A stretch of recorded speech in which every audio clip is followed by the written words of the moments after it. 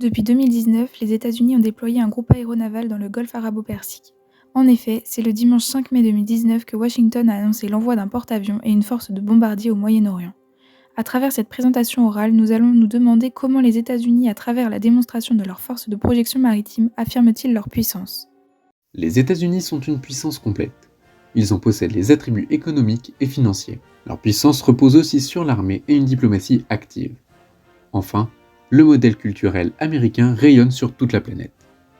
Le golfe Persique est un golfe de l'océan Indien qui s'étend sur 251 000 km². Il sépare l'Iran, l'ancienne Perse, de la péninsule arabique. Il faut savoir qu'un groupe aéronaval est un groupe de combat naval articulé autour d'un porte-avions. Les groupes aéronavals représentent une part importante des capacités de projection militaire des pays dont la marine est dotée de porte-avions. Il s'agit d'un outil militaire qui permet à son détenteur de figurer parmi les grandes puissances. Les forces de projection aéronavales permettent aujourd'hui d'atteindre n'importe quel territoire dans le monde depuis les océans. La projection de puissance maritime est une projection de puissance dans et à partir d'un environnement marin. Elle inclut un large spectre d'opérations offensives pour détruire les forces ennemies ou les empêcher de se mettre à portée de forces amies. La capacité de projection est un élément clé de la puissance d'un État dans les relations internationales. L'opération est un message clair adressé à Téhéran ainsi qu'une tentative d'intimidation. C'est une réponse aux indications de préparation de l'Iran à mener des opérations offensives contre les forces et les intérêts américains. C'est aussi une réponse à des renseignements indiquant que l'Iran transporte des missiles balistiques à courte portée sur des bateaux civils.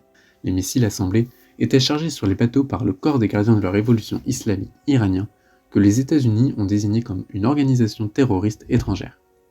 Elle est destinée à empêcher l'Iran de viser ou mettre en danger militairement la sécurité de ses forces ou de ses alliés dans la région.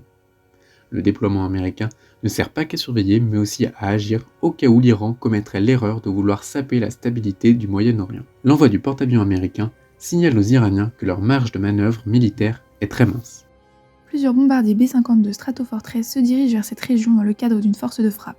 Les États-Unis ont ordonné le 8 mai l'évacuation du personnel non urgent de leur ambassade et consulat de Bagdad à Erbil, citant une menace imminente de groupes armés liés à l'Iran et présents en Irak.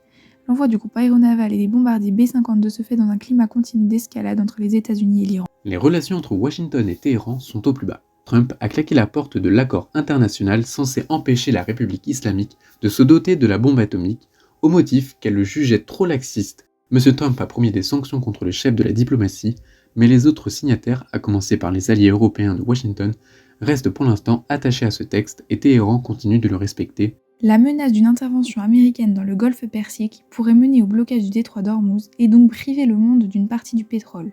De plus, les États-Unis sont sur tous les fronts.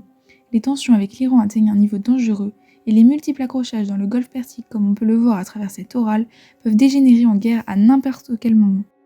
Ainsi, les États-Unis disposent d'un arsenal militaire complet et très intimidant, imposant leur puissance, venant s'affirmer sur le front iranien face aux dangers militaires que représente l'Iran.